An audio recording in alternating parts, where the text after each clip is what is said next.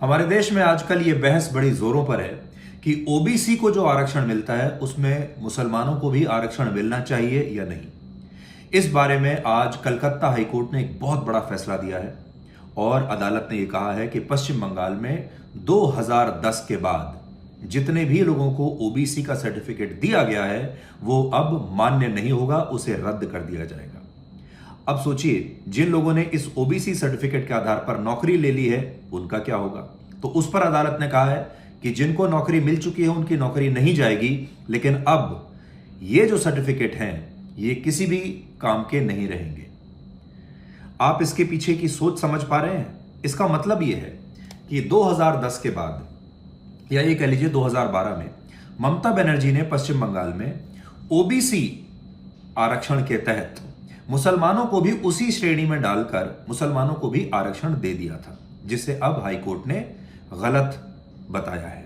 अब पूरे देश में बहस यही हो रही है कि ओबीसी आरक्षण में मुसलमानों को भी हिस्सा मिलना चाहिए या नहीं मिलना चाहिए।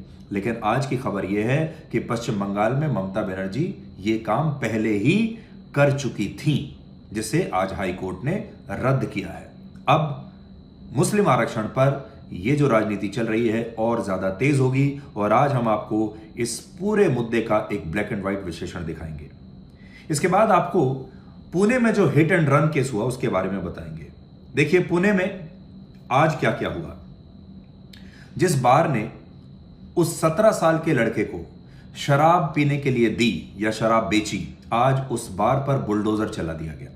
तो ये जो बार चलाने वाले लोग हैं, जो होटल चलाने वाले लोग हैं, जो नाबालिग लोगों को भी शराब दे देते हैं पीने के लिए, उनके लिए एक बहुत बड़ा लेसन है। दूसरा, आज उस लड़के के पिता को यानी बिल्डर को पुलिस कस्टडी में भेज दिया गया है।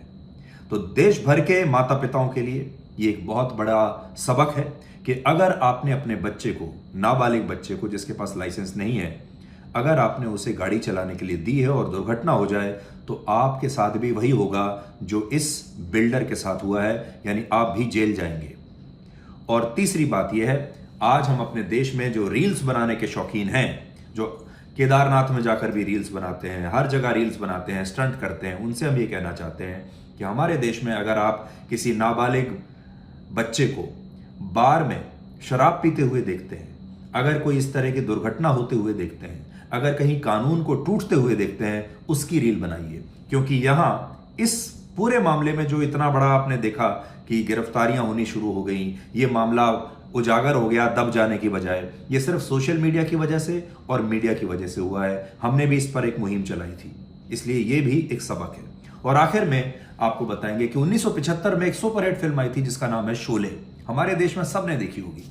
क्या आप जानते हैं कि शोले के 2 क्लाइमेक्स थे? एक वो जो आपने देखा और एक वो जिसे उस समय की सरकार ने काट दिया था।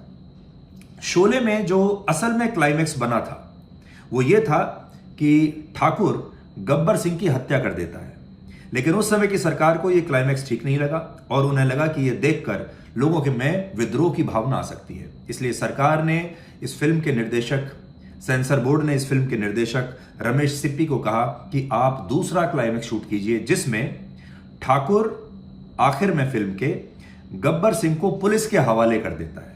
और जो फिल्म आपने देखी है उसमें यही होता है, ठाकुर गब्बर सिंह को मारने की बजाय उसे पुलिस के हवाले कर देता है। तो यह भी एक तरह की तानाशाही थी और शोले फिल्म में यह देखने को मिलती है। तो मिलते हैं आज रात 9 बजे ब्लैक एंड व्हाइट में आज तक पर।